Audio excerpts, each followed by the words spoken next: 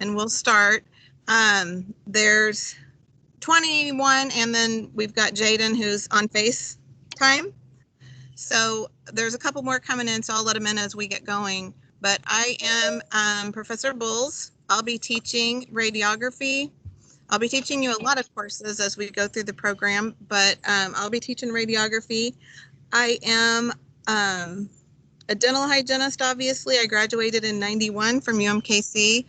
And then in 2012, I became a rad tech and did that for a little while because I had to have neck surgery and could no longer practice in dental hygiene. So when the opportunity came for me to work at Concord, I was a part-time clinical instructor. And then there was a need for a full-time instructor. And since I had credentials in radiography, they gave me this course among many others. And I'm kind of a nerd. I like radiology a lot. So I promise you, when I was a student, I never would have thought in a million years that I would ever be a rad tech or teaching this, but I'll try to make it as enjoyable and as easy to understand as I can for you guys. We're going to start today with the syllabus. It looks like I'm going to be teaching you guys on Tuesdays. Typically, we'll start lecture at 1 o'clock and we'll go till 2:30. And then on Fridays, we will lecture from 11 to 12:30. This week is different because I'm on vacation and I wanted to cover my own class because it's the first week. So I am teaching a little bit earlier just to enable me to have more time to go do stuff with my family. On Friday, we will be starting at 9 o'clock. Your class times are going to flip-flop. I'm going to be teaching from 9 until 10:30 on Friday when you would typically be with Professor Ramos. And then she'll take my time at 11 o'clock. So this week is going to be the only change. Just want to make sure you guys are all clear on that. As far as Canvas goes, I know yesterday we were all having quite a few issues, and I think we got a lot of those worked out. If anybody is having any other issues, can you either send me a little note in the chat box or email me? Or you can also send me a message through Canvas on announcements. Have you guys become familiar with announcements and inbox on your Canvas site? Okay, that's how we like to communicate with you guys. If I'm going to send a message to the whole class, it's typically going to come through announcements. So our team meeting links will be through announcements. If I have something to talk to an individual student about, a lot of times I'll use inbox or I'll email you directly. So typically class changes, or if I'm telling you about a test or giving you something like that, it's going to come through announcements. So be sure to keep an eye on that and keep up on what's going on your announcements daily. I'm going to go ahead and pull up the syllabus on my end, and you guys can pull up yours, and we'll kind of go through that. My office hours, it's hard for me to put definite office hours because of the online. Hold on, it looks like somebody might be wanting in. No, I think we're good. Okay. Pretty much if you guys have any time that you need to meet with me or you want help or whatever, just send me a message and we will find a time. I'm on campus every Monday and Wednesday with you guys, typically in lab, which this week you're with Director Beckerly. She's covering my labs, but that would be me typically. So I'll be there with you guys from 7:30 in the morning until 4:30 in the afternoon on Mondays and Wednesdays.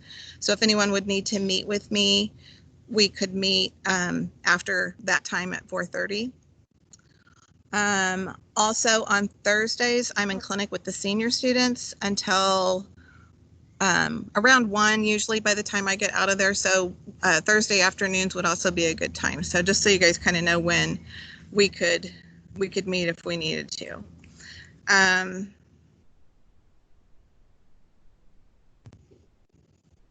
the syllabus, I want to get down to the weekly curriculum. I'm kind of a creature of habit, so once you figure out how my classes run, pretty much all my classes are run the same way. I typically will lecture on a chapter, and then the next week I will give a quiz over the material that we have covered in the previous lecture. So this time we're having 2 lectures per week. I typically in the past have only had 1 lecture, but it was a really long lecture. So this is kind of nice to break it up. So if I lecture to you on Tuesday, typically you can expect to have a quiz on Friday unless I tell you otherwise. All right. Give me just a second here.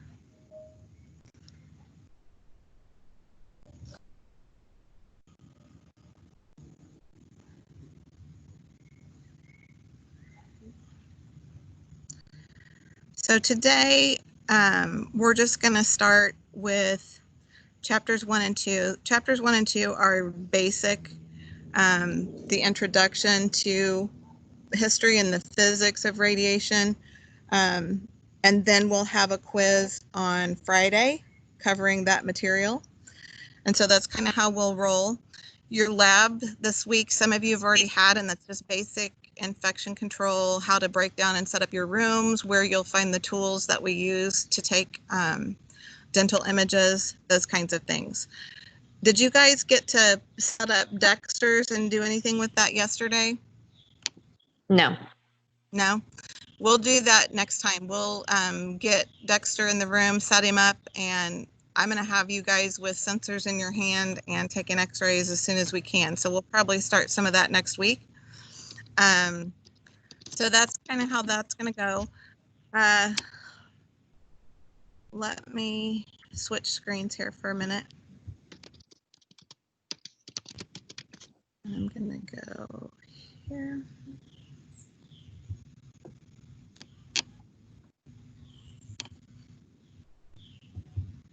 Still can't see my screen.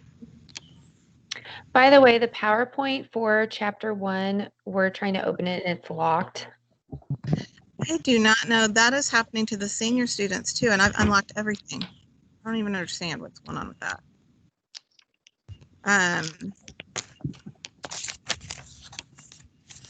Probably what I'll have you guys gotten your books? Do you have your textbook?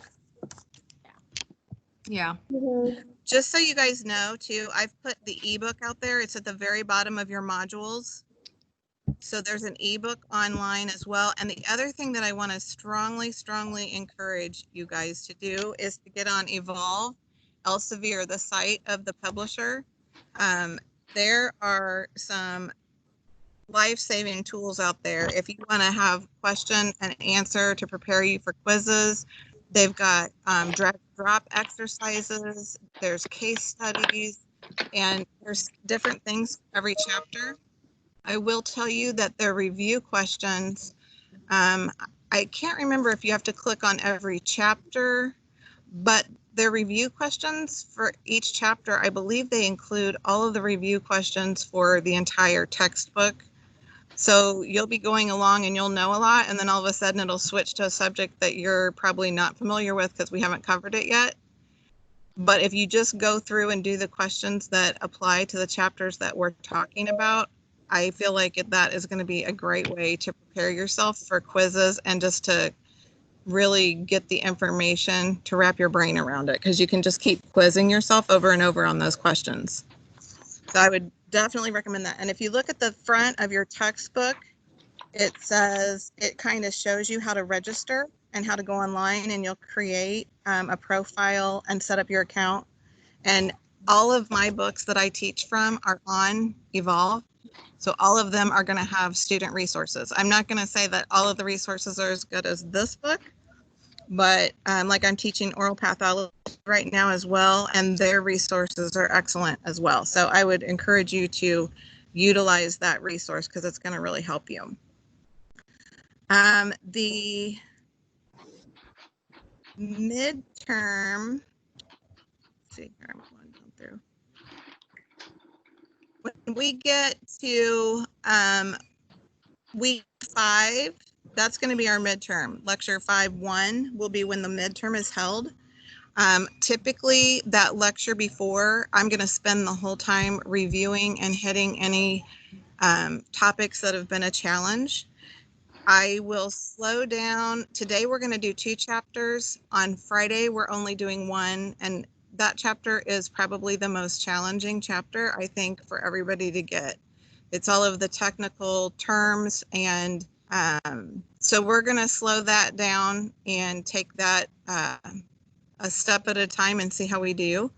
But when we get to review, we can cover that again. And if anybody's confused on that stuff, certainly get with me and we can go over it in person after lab or something like that. So just know that I'm here. You have to reach out to me.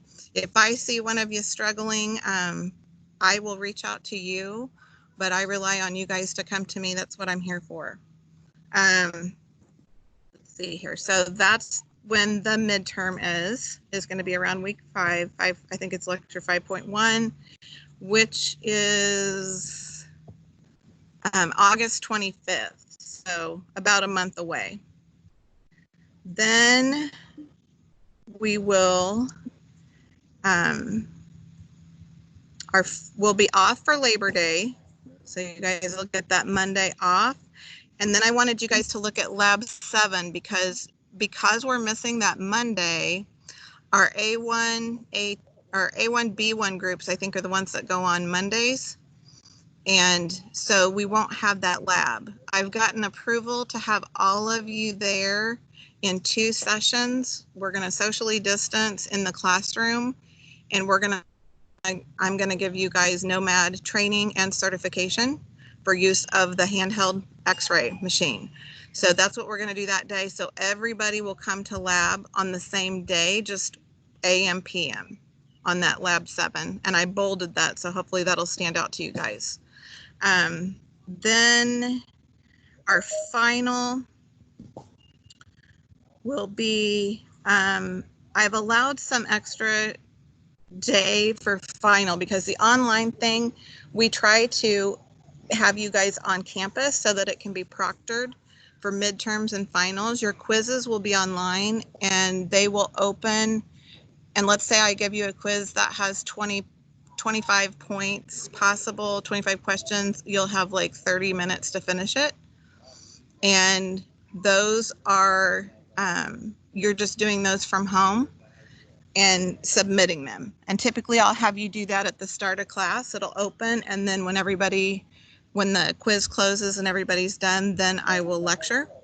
For finals, we're going to have you guys come in sessions, and it'll be proctored on campus. So that's why at the bottom, when I get definite details about when, where, who's going when, and what days, we'll fill that in so you know exactly what day your final and midterm will be on.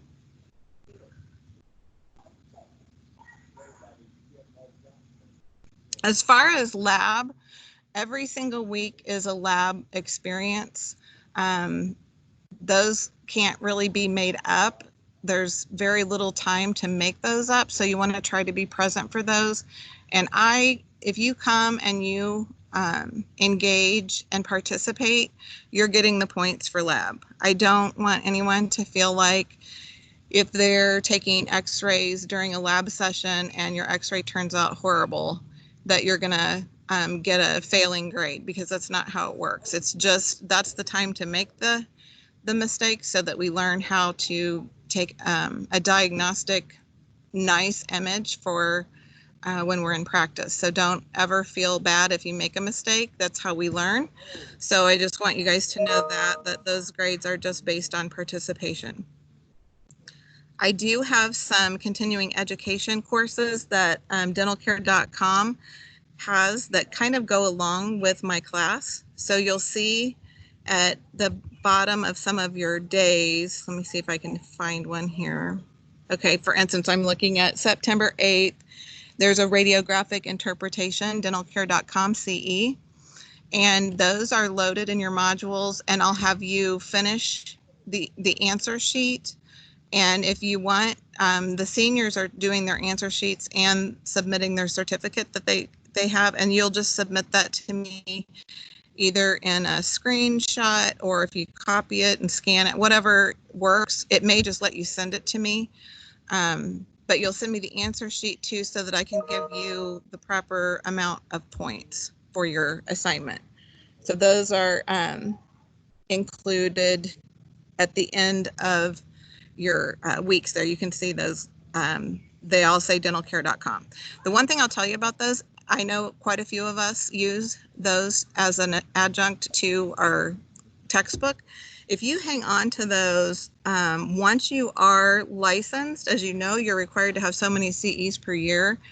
And as long as the CE is still active, if you keep your answer sheets like in a little file, you could go through and just plug in your answers and get credit. And it's all free. It's all free through dentalcare.com. So you could have your first year easy taken care of, or 2 years taken care of for your CEs if you hang on to those. Okay, let's see here.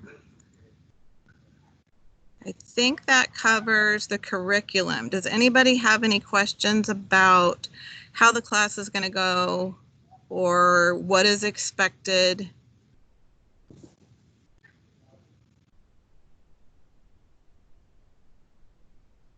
Let me go here.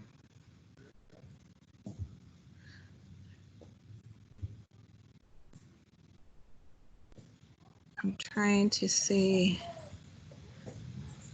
I can't have my syllabus up and my chat up, so I don't know if anyone's asking me anything or saying anything. Okay, so that's basically it. I know that you guys have you been through syllabus as far as attendance expectations for online? Yes. So you guys are clear that there's a lot of freedom in online, but we expect, you know, that you show up and that you're here for lecture. I do record the lectures, so I will send those out, usually in a YouTube link, so that you can go back and listen to the lecture if you'd like to. The PowerPoints are also online, and I'm going to figure out why you guys can't access those. Have you tried to access it through Canvas and not through the email that I sent you? Yeah. Is that where it's not working? It's not working on Canvas. What about the email I sent you with the attachments? The email worked just fine. Canvas is the one that's not wanting to load.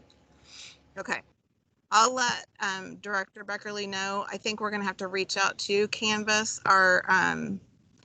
Our on-site IT gal that handles that is befuzzled with it all too. So I think we're going to have Canvas step in on that. But I'll let her know that you guys are having trouble seeing PowerPoints. Is there anything else? No? I Okay. tried on basic radiation physics CE the assignment, and it's not letting me get on that either. It's not letting you go to the assignment? Neither is it Okay. letting me. Okay.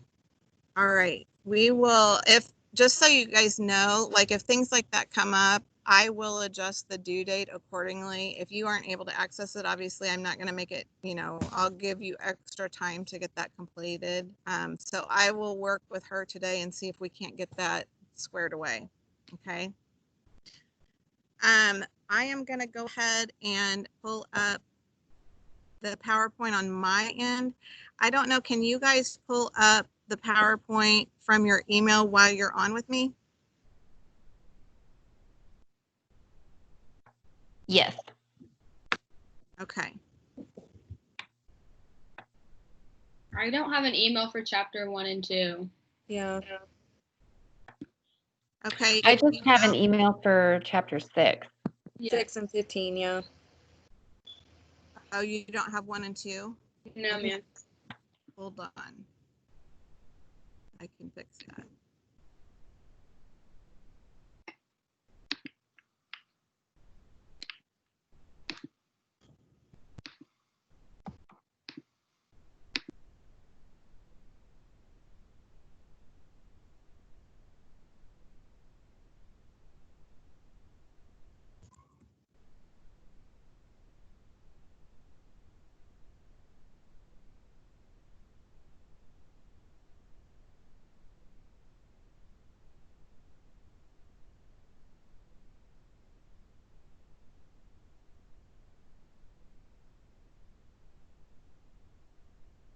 Sorry, guys, it takes me just a minute here to get this.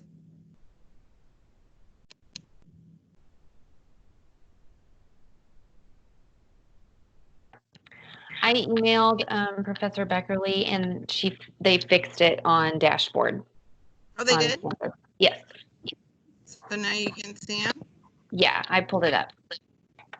All right, you guys will be getting an email too if anyone else is having struggles here. They're loading.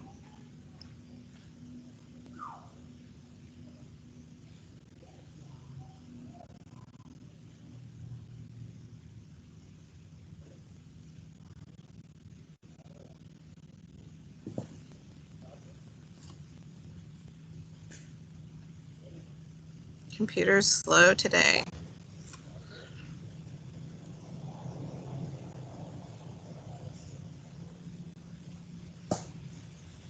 Okay, so I'm sending these so you'll have them.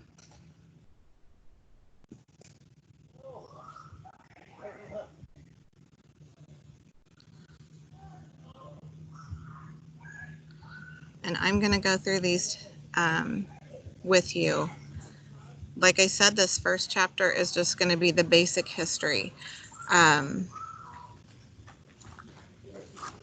So the big thing with these beginning chapters, and really any of your chapters in radiography, I would encourage you guys to look at the very front.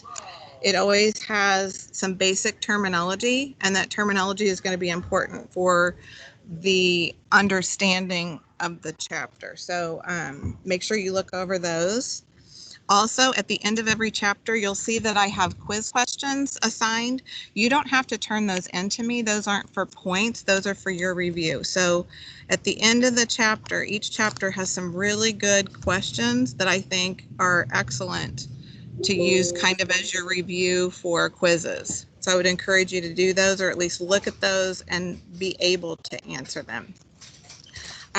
Like I said, the answers to those, I believe, are in the back of your book. And if they're not, I put the answers out for, yeah, I put them out there for you. My other book has them in the back, but this one doesn't. So I will include those each week in the module. The answers are there for you so that you can make sure that you're studying the correct information.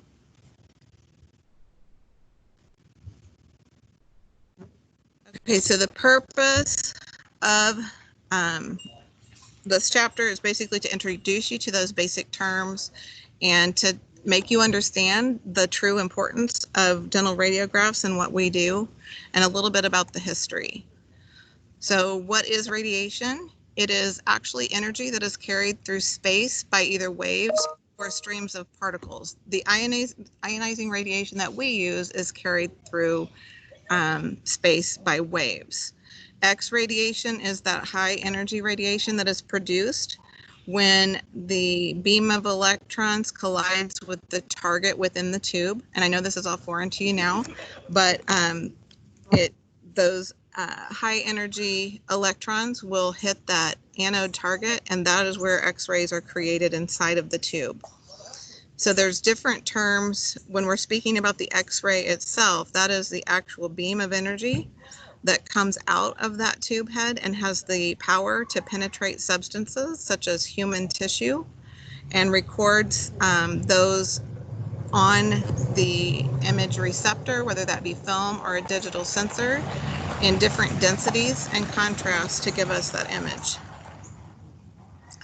So radiology is the study or science of radiation itself. And so that's what we're going to learn about in these next couple chapters.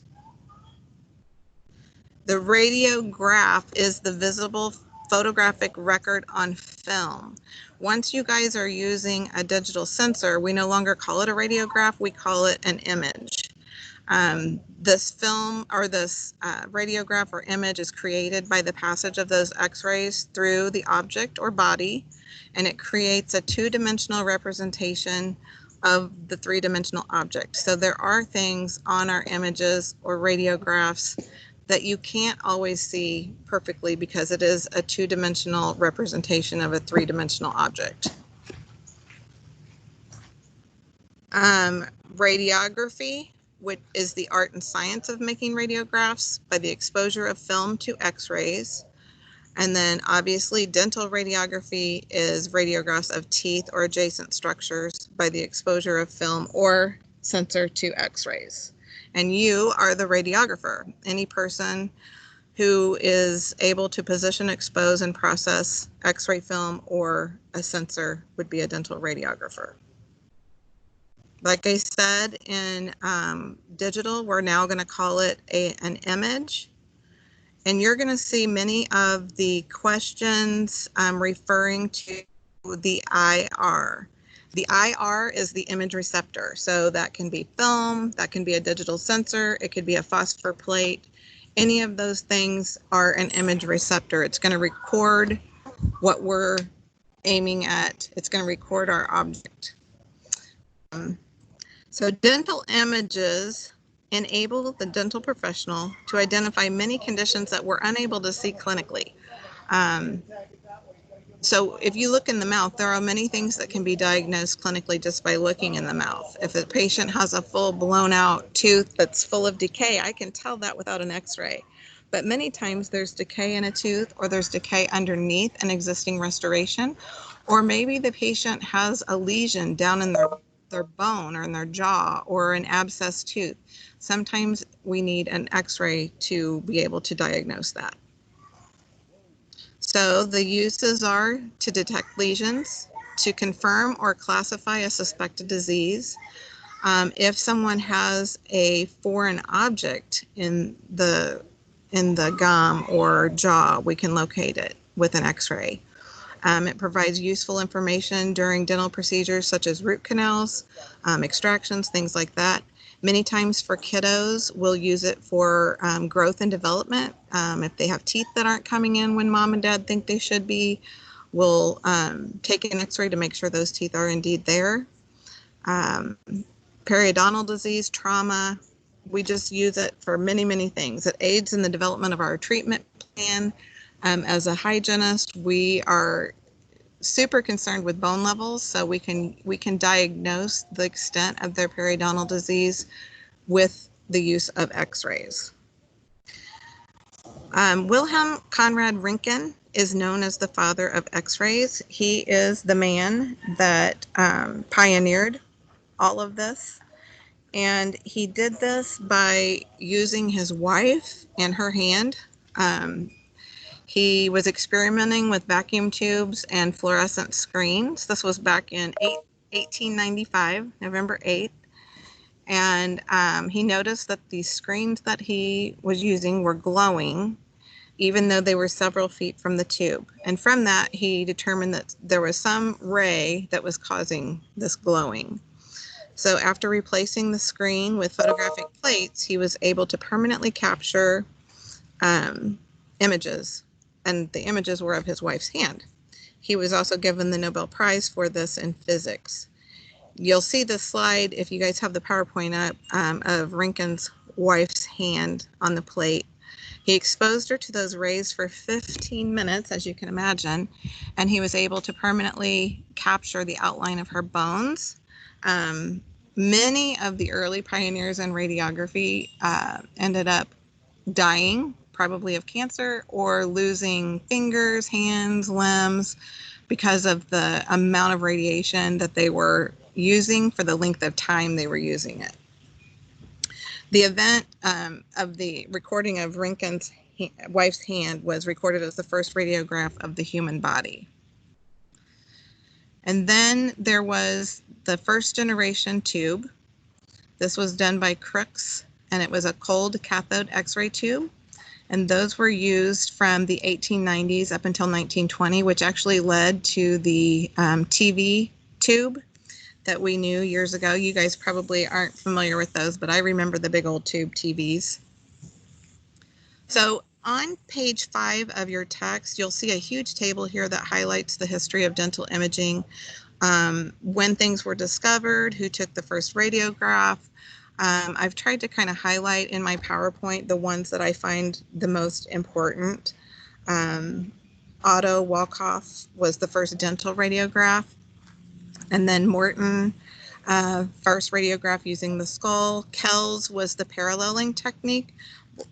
We're going to talk more about the paralleling technique coming up.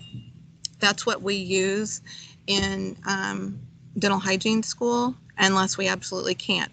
The paralleling technique is when we're going to use a film holding device that lines us up. And what this does is this helps assure that we get the radiograph that we want. And it also reduces patient exposure to radiation, because hopefully by using these, you won't be taking retakes. So that's the paralleling technique. The first dental x-ray unit was William Rollins. Raper, what a horrible name. He introduced the bite wings, which you guys have probably had millions of times when you go to the dentist. Those are the ones you just bite down on, and they are cavity detecting x-rays that are typically done yearly. That bisecting technique is what I call the eyeballing technique. If any of you have worked in dentistry, you may have done some of this, where you just kind of place an x-ray and aim the best you can without an aiming device. And then William Coolidge developed the first hot cathode x-ray tube. And I always remember that because his name is cool and he developed the hot. So that's one way to remember. I like to come up with either mnemonics or funny things to remember things by. And if I have something, I usually try to share it with you. So that's basically, there's a few other mentioned in the PowerPoint. Go through the questions at the back of the chapter 2, and they've got number 10 through 19 on your chapter questions, goes through some of the important pioneers in radiography. So I think those would probably be the ones to know. The history of dental imaging. Radiographs have been produced using film for well over a century. But it is now being replaced by digital, as many of you have probably worked with. It allows for instant, easy transmission of images and electronic storage, which is nice. You no longer have to have all the chemicals in the dark room and all of that. And it's really great for correspondence with other professionals if you're sending someone elsewhere for treatment. The timeline for radiography developments is listed here in your PowerPoint for you. Kind of interesting, in 1987 is when intraoral digital imaging first was really recognized in France. And it wasn't until 95 that we actually had a digital sensor for panoramic, which we now have in our program, which I'm thrilled. We gave up our film pano, it's probably been a year and a half ago. And that was a happy day for me. So we no longer have a dark room up in our clinic, but we do have one down in DA.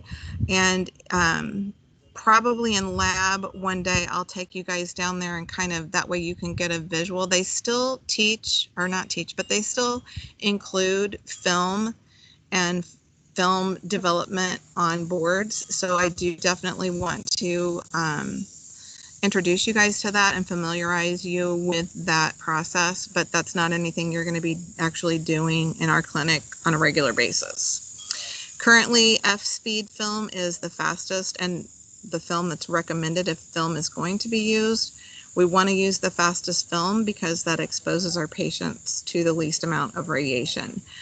Even if we use F-speed film, it is not as fast or efficient as digital. Digital film, our digital sensors are far faster. So that's the preferred IR. Okay, so for chapter 1, basically that is it. Basically just knowing that the X-ray is a beam of energy that penetrates substances. Know if you were presented with those words, what a radiograph is, what radiography is versus radiation, understand the different terminology and when that might be used. Know that an IR is an image receptor, and it can be, that term can be applied to film or a digital sensor or a phosphor plate. It's just the receptor that's going to pick up the image that we're trying to create. And then, like I said, those pioneers that are listed in the quiz questions in the back, and I will make sure that those answers are out there for you to compare your answers against.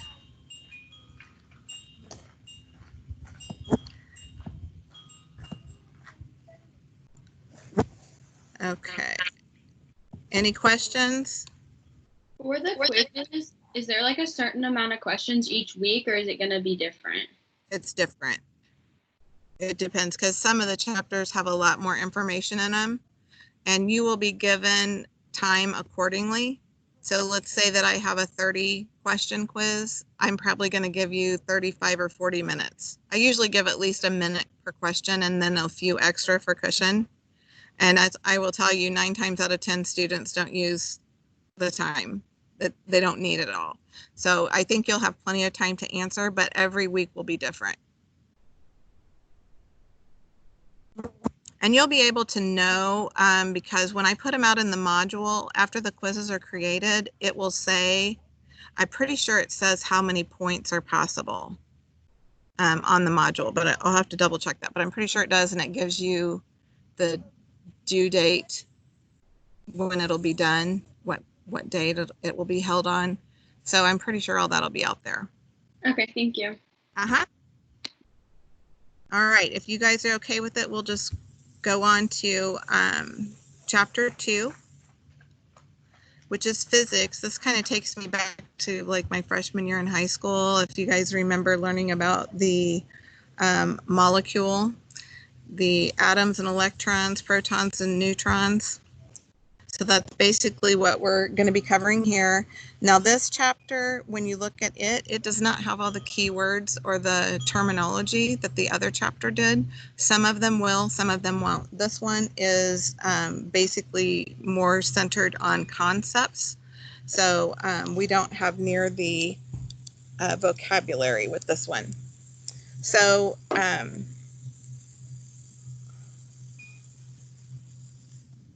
purpose of this chapter, like I said, is the fundamental concepts of atomic and molecular structure. We're going to talk about different types of radiation, and we're going to introduce the X-ray machine and describe how those X-rays are actually produced. Again, matter is anything that occupies space and has mass. So when matter is altered, energy results. Our bodies, our teeth, are matter. The atom is the fundamental unit of matter, and all matter is composed of atoms. The atom has a central nucleus, and then as you probably remember, those electrons will orbit or encircle that nucleus. And the identity of that atom is determined by the composition of the nucleus and the arrangement of the electrons that are orbiting it. And here's a little picture of an atom. The nucleus is composed of protons and neutrons, so that's what's housed within that nucleus. Protons are positive and neutrons are neutral, no charge. Electrons are negative. X-rays are negative. Electrons will become X-rays, so they all hold a negative charge. The number of protons and number of neutrons will give you the mass number. And then as you guys might remember on the periodic chart of elements, that's how they're placed on that chart by their mass. The number of protons inside the nucleus and the number of electrons outside the nucleus give you your atomic number. You guys don't need to know all this. This is just FYI. Atoms are arranged in an increasing atomic number on that table, like I said. I'm gonna, from this, I want you guys to know that what's housed in the nucleus, what's positive, what's neutral, what's negative. I'm not gonna get into the nitty-gritty of this because that's not imperative for you to know in order to use radiation. Electrons are those tiny negatively charged particles that are encircling the nucleus. They have very little mass. They travel in orbits or shells. Now that part is going to be important. The shell closest to the nucleus is the K shell, which has the highest binding energy. And when we are aiming our radiation at matter, a person, if that X-ray goes through and hits that inner shell electron, it has to have, I believe, 69 keVs in order to bump that electron out of its shell, because that is the strongest energy, is right there close to the nucleus. So you'll want to know that the K shell has the strongest binding energy, and as you move out to the subsequent shells, it gets less and less and less and less. The binding energy is that energy that I'm speaking of, is that electrostatic force that holds the electrons in their shell, and that is determined by the distance between the nucleus and that shell. Again, the strongest binding energy is found closest to the nucleus in that K shell, and it's measured in electron volts or kiloelectron volts. And this just shows you that you can have the shell levels will go up to Q, and each one has a different number of electrons. You don't need to know that. You just need to know basically that as we move out, the binding energy becomes less. Atoms are capable of combining to form molecules. And what is a molecule? It's two or more atoms joined by chemical bonds. This is also defined as the smallest amount of a substance that possesses its characteristic properties. So this is an example of a water molecule. We've got 2 molecules of hydrogen and 1 molecule of oxygen that combine to make that molecule of water. Molecules can be formed in a couple of different ways. They can transfer electrons or share. Between the outermost shells is where those electrons are typically shared. And if they're sharing electrons, it's a covalent bond. And if they're transferring, it's usually an ionic bond.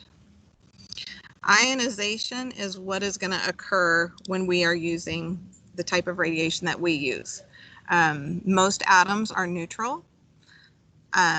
They contain an equal number of protons and electrons. So an atom with an incompletely filled outer shell will attempt to capture an electron to make it neutral. And that's ionization.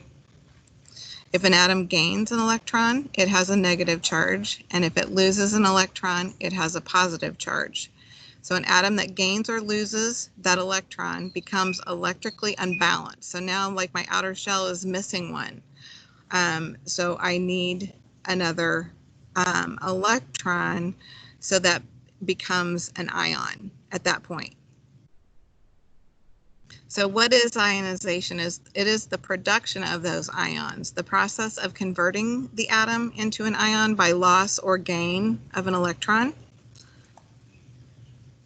And you can kind of see from the image here, the energy comes in, it hits that shell, and knocks that electron out, creating an ion now.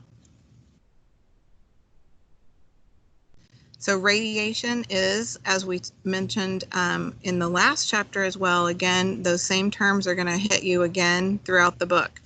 The emission and propagation of energy through space as a substance in the form of waves or particles. And ionizing radiation is in the form of waves. Radioactivity is the process by which certain unstable atoms or elements undergo spontaneous disintegration or decay in an effort to attain a more balanced nuclear state. Nothing that we are going to use on our patients is radioactive. I think when patients have this major fear of radiation, I think this is where their mind goes, that, you know, whatever we're firing at them is going to disintegrate their bodies and become radioactive. Nothing that we use is of that caliber. We're all ionizing radiation in waves, not particles. Radiation, like I said, is capable of producing those ions by removing or adding an electron, and it can be classified into these 2 groups. It can be particulate or electromagnetic. The particulate radiation are the tiny particles of matter that possess mass. They travel in straight lines at very high speeds. We've got beta particles that move fast.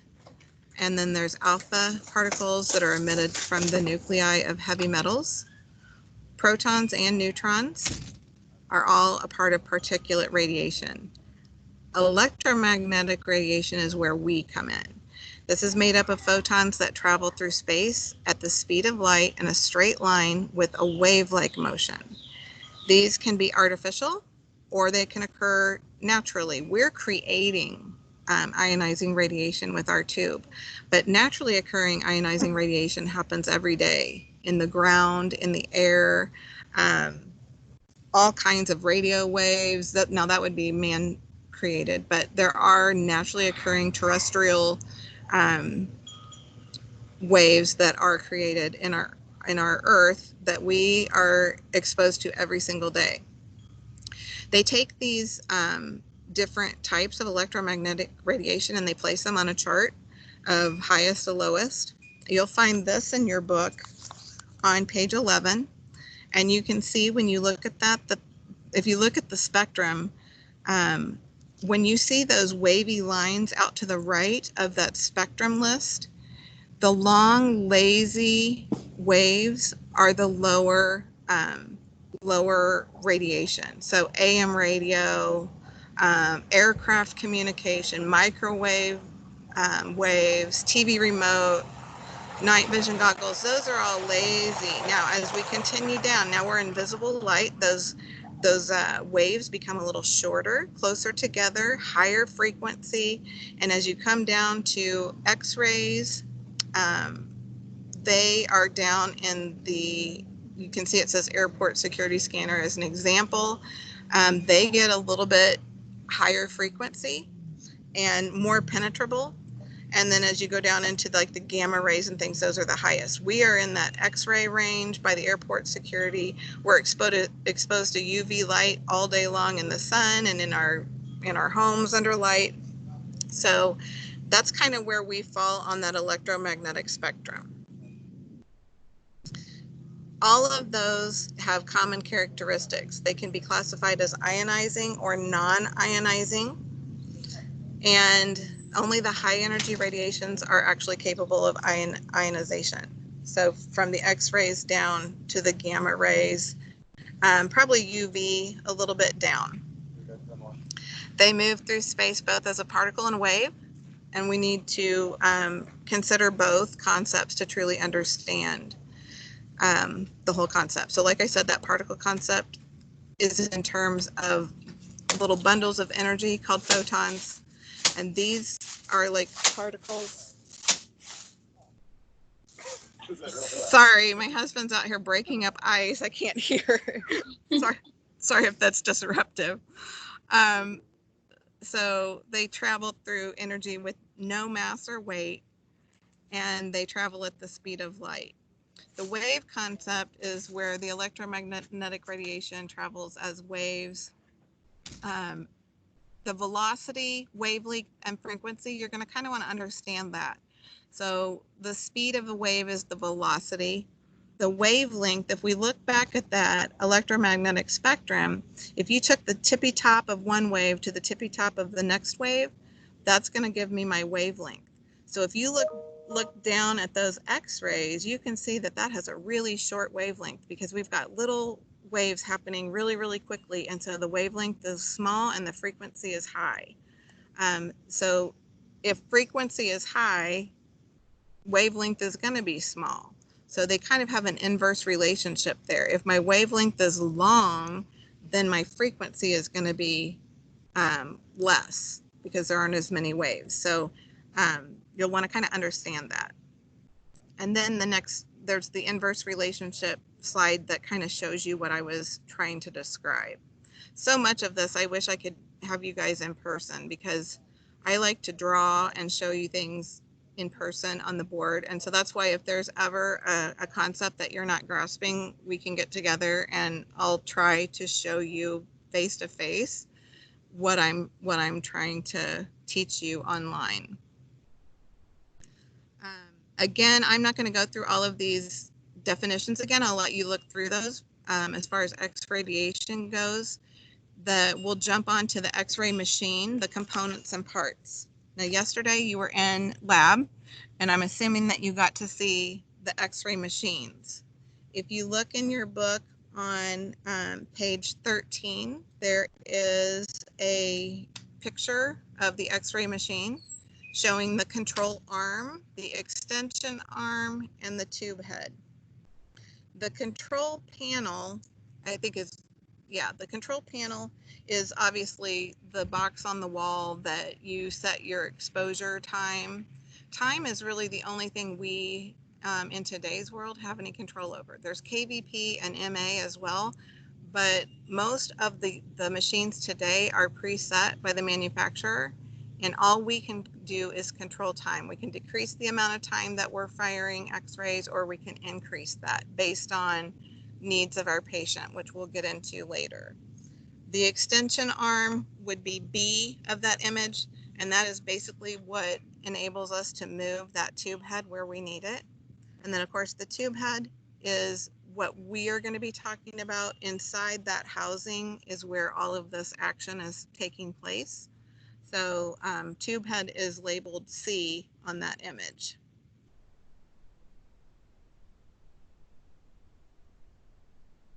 Again, control panels, on, off, exposure buttons. Basically all we can control is the time. KVP and milliamperage are also, you can see what your machine is set on there. The extension arm, again, we've been through that, and the tube head. The metal housing that surrounds the x-ray tube and transformers protects that tube and grounds high voltage components. Inside that is insulating oil that surrounds all of these inner working parts, because when you create x-rays, you are generating a huge amount of heat. So there's oil inside of that vacuum tube that absorbs a lot of the heat that is produced when x-rays are made at that anode target. If you ever, we had a tube, it's no longer in our clinic because there was actual oil dripping from it. And immediately, if you ever notice anything like that, if it's leaking something from that inner tube, it's probably leaking x-rays too. So you want to make sure to always pay attention and have those x-ray units serviced and checked on a regular basis. The tube head seal permits the exit of x-rays from the tube head, seals the oil, and filters the x-ray beam. And that tube itself is the heart of the x-ray generation. There are different transformers that will help with the amount of voltage and milliamps that we need to produce the radiation. If you look at the picture on 13 at the bottom, it's a diagram of the dental x-ray tube.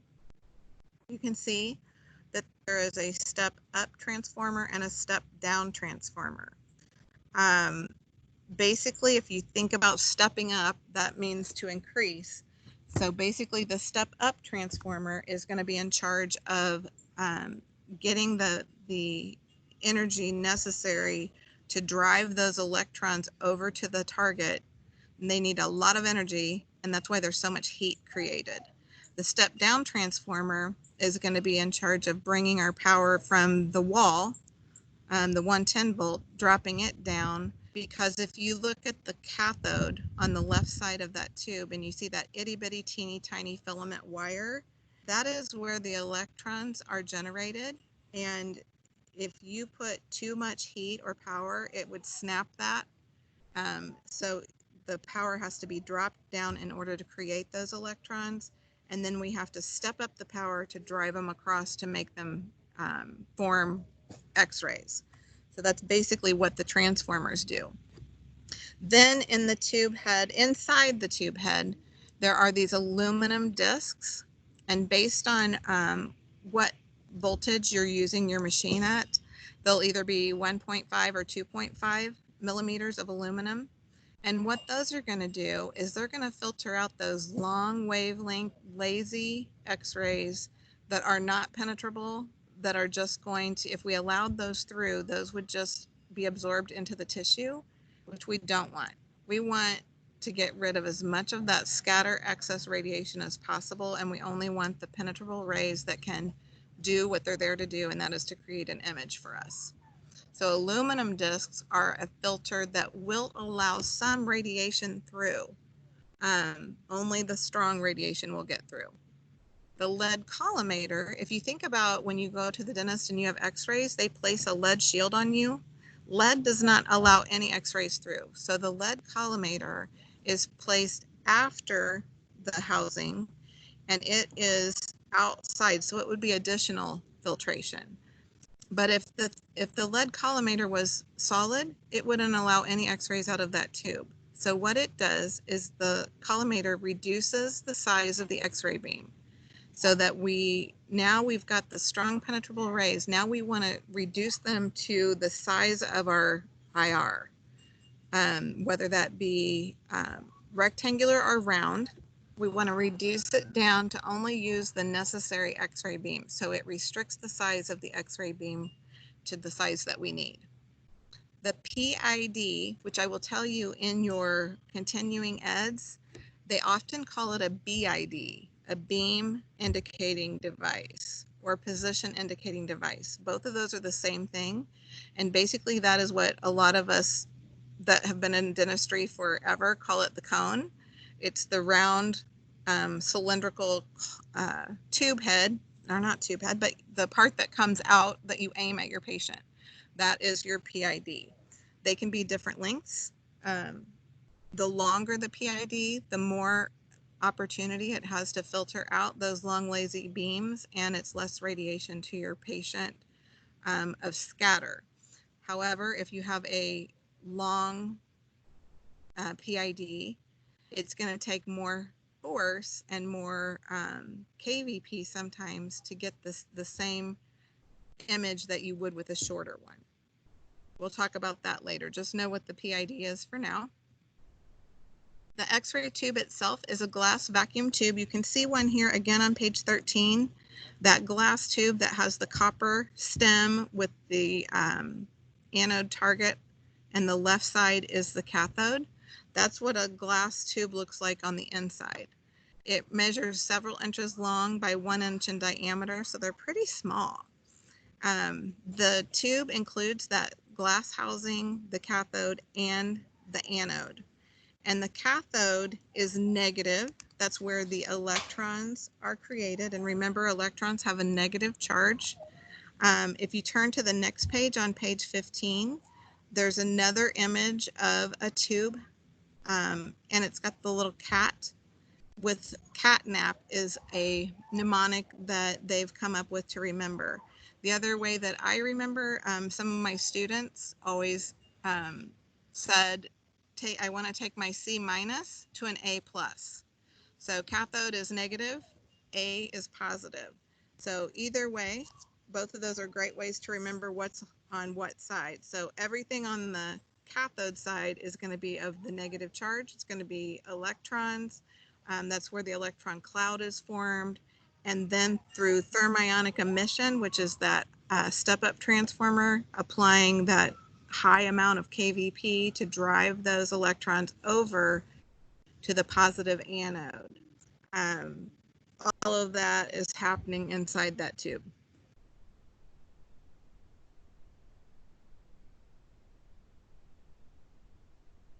There is only one area on that lead glass housing called the window that will permit the X-ray beam to exit the tube, and it directs that beam towards those aluminum discs to filter out the low or long wavelength, low energy X-rays.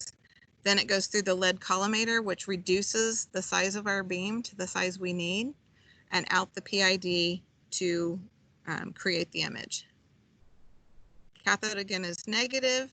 It is made of that little wire filament is tungsten, and so is the anode target. Tungsten is able to withstand a lot of heat. So that is why tungsten is the element of choice for those. And again, that's where the electrons build up in order to create the X-rays.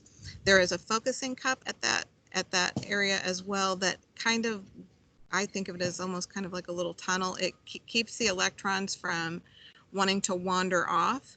It aims them at the anode so that they can go directly where they need to go to create those X-rays. And then the positive is that anode. Again, it's another tungsten plate, like I mentioned. It's on a solid copper stem. It's able to withstand a lot of heat. It converts those X-ray or those electrons into X-ray photons. So if you are asked, where does an electron become an actual X-ray, it's at the anode target. This serves as what you're going to hear deemed the focal spot. The focal spot is that tiny spot in the center of that target where those electrons become X-ray photons. That copper stem functions to help dissipate some of that heat away from the tungsten target. And you definitely want to know that 99% of X-rays are absorbed and given off as heat. Only 1% of the X-rays actually leave the tube head directed at the patient. So 1% of all of those electrons that are shot over actually become useful X-rays. The X-ray generating apparatus we'll discuss here just a bit. Electricity is the energy obviously used to make X-rays. A current is the flow of the electrons through a conductor. So a direct current would be electrons flowing in only one direction. Alternating current is what we get from our wall. So it flows in two directions. If you've got current flowing back and forth, there's a slight lag as it changes directions. So for X-rays, we like direct current in one direction so that you don't have that little lag or hesitation. So they use what they call a rectifier to convert that AC into direct current so that we have that direct current so there's no interruption or lag in our X-rays. It's a constant stream. Amperage is used to measure the number or current of electrons moving through your conductor. And in radiology, we're going to call those MA or milliamps. Voltage is going to be the measurement of the electrical force that drives those electrons across, and we're going to measure that in kVp, kilovolts. If I want to increase or decrease the number of electrons, I'm going to adjust milliamperage. And if I want to give my X-rays more power or penetrability, I'm going to adjust kVp. And like I said, in today's units, time is the only variable that we really have control of anymore. We do have on a couple of our units, we can set our kVp at 60 or 70. We have the option to go with that. But exposure time is the only real adjustment that we can make. There are two electrical circuits used in the production of X-rays. There's the low voltage, like I said, the filament. And we think low volts because we've got that skinny, tiny wire that you can't go putting a ton of voltage through or it will break. The low voltage is going to be that step-down transformer that's going to help us with that, bring it down to 3 to 5 volts. And this is going to help regulate the current or the number of electrons that are building up at that filament. The high voltage is going to be use of our step-up transformer, and it's going to bump it up to 65,000 to 100,000 volts. And this is going to provide that high voltage that's required to accelerate or push those electrons over to the target to create X-rays. This is controlled by kVp. We've talked about the transformers. The step down obviously is going to be in control of MA because we need that to drop down. Step up is going to be for kVp. We need 65,000 to 100,000 volts. And then the auto transformer is just that. It kind of keeps things steady. It keeps our current steady. And the next few slides just kind of go through what I've already stated, so I won't state that again for you. I'll let you guys kind of look at that. And then there's a picture that shows the production and how that works. And that picture is explained, and you can see it on page 16 in your book. It's figure 218.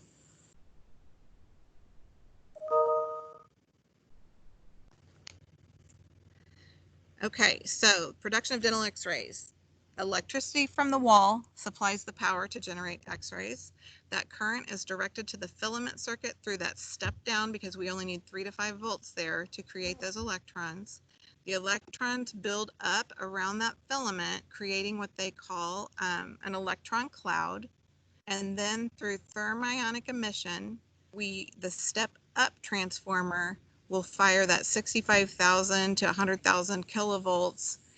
It'll apply that to those electrons to drive them across to the anode target where they will become X-ray photons. That molybdenum focusing cup in the cathode will direct those electrons over to that target, and then they'll strike that target, and less than 1% of the energy is converted to X-rays, 99% is lost as heat, and that is the purpose of the oil and the copper stem, and the reason that we use tungsten, because all of those things help absorb heat. Those X-rays will exit the tube through the glass window, and they'll travel through that unleaded glass window to through the tube head seal, then the aluminum discs where the long lazy X-rays are removed, and then it will go through the lead collimator, which is actually outside of that tube head, and then out the PID to create the X-rays, or to create the image with those X-rays. There are two types of X-rays that can be produced. The general radiation is also known as breaking or bremsstrahlung. How I remember that is just think about those electrons that are being, that KVP, that huge amount of KVP is being applied, and they are going to be driven across to that anode target to suddenly break at the target. So that is breaking bremsstrahlung radiation. Characteristic radiation is not, we don't use that in dentistry. The main type of radiation that we need to be concerned with is that general radiation or bremsstrahlung. So many of those electrons interact with the tungsten atoms, undergo many interactions within the target. 70% of X-rays are produced in this matter. And again, it's that sudden stoppage when it hits the anode target. The electrons rarely hit the nucleus of the tungsten target. When it does, all of its kinetic energy would be converted into a high energy X-ray photon. So we've got electron, you can see bombarding electron coming in. We're in close to the nucleus. General radiation is coming off of that, and then the electron is bumped out. Characteristic radiation, like I said, is not something that occurs a lot in dentistry. We have to have 70 kVp or above for this to occur, and typically in intraoral radiography we don't use anything above 70. The only time we will be using above 70 kVp is in a pano, which is extraoral radiography, and this characteristic accounts for a very small percentage of X-rays that are produced. What happens in characteristic is a high-speed electron dislodges an inner shell electron from a tungsten atom and causes ionization of that atom.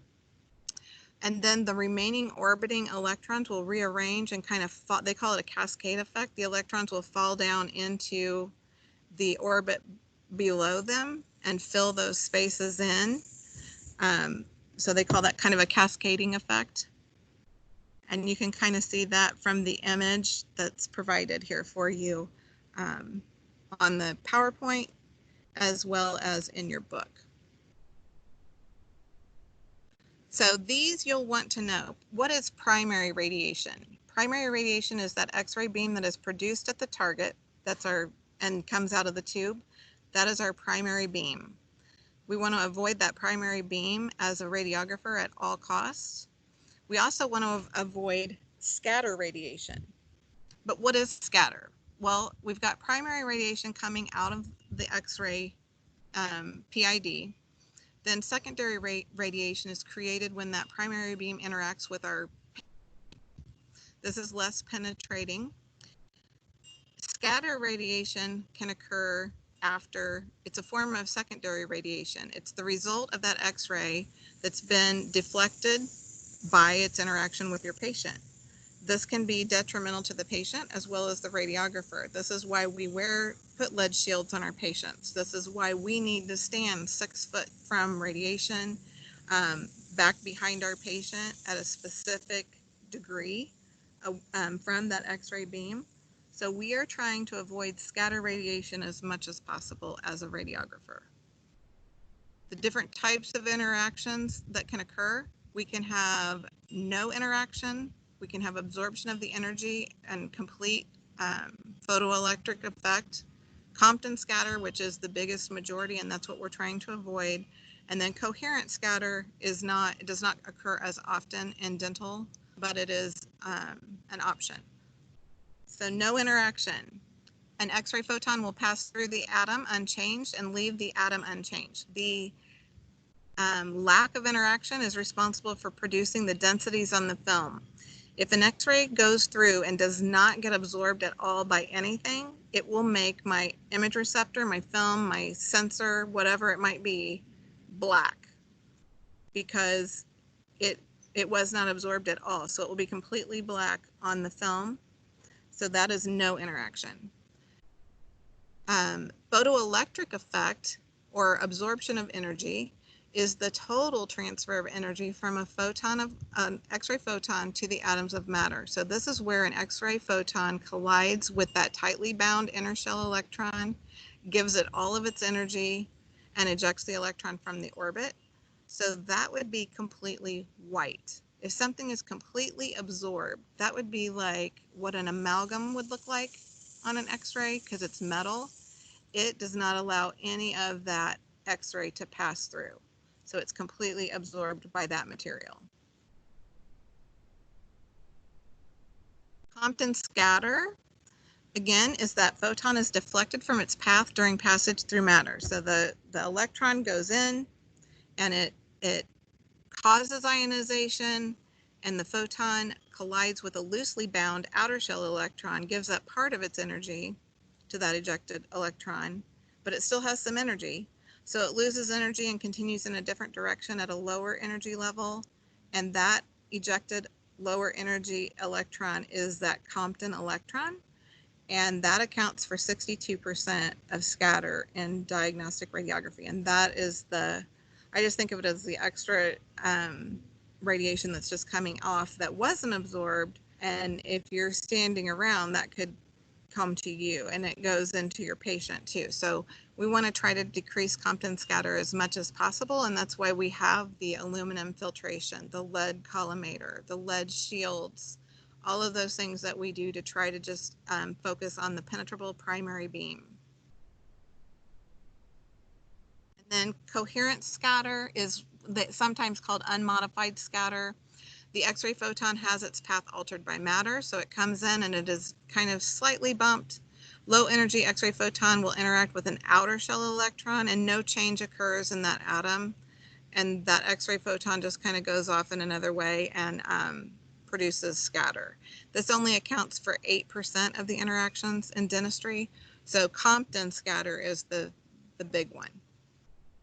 And you can see how it just kind of comes in and brushes up next to an outer shell, and then it goes out with less energy. All right, you guys, that's a lot of information. So let me hear.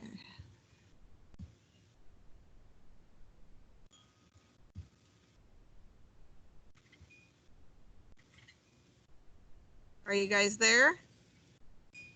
Yes. Yes. Did Yeah. it throw me out? No. No, you're good.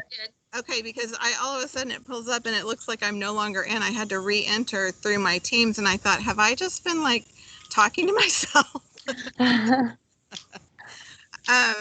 This is a lot of information, you guys. Don't let this freak you out. I am happy to help you if you guys need help, but try to look through your book, look at the pictures. Like I said, the things that I tell you as we're going through, and I'll say, you'll want to know this, you'll want to know this. Try to kind of highlight those things as you're listening to my lectures, because I try to focus on what's really important. There's so much information that you guys don't need to be that detailed. Okay, so, but when you go back to the back, again, the quiz questions are excellent. Use your pictures. I think pictures are worth 1,000 words. So maybe definitely use your pictures, and like the picture of the tube head, remember what part of the tube head is negative, what part is positive. Where are the electrons produced? Where do electrons become an X-ray? Those are the important facts that we need to take from this. Compton scatter is what we are fearful of. That's why we're so careful with radiation for our own protection. That's why we lead drape our patients for their protection. And that's why we have the extra filtration, and we try to use our beam alignment devices to hold the film line up so that we're not exposing them to tons of unnecessary radiation. So I think that's all that I have today for you guys. Work on those quiz questions. I will make sure you guys are unable to see the continuing ed assignment, right? She was supposed to work on that and see if it worked. Okay. So you already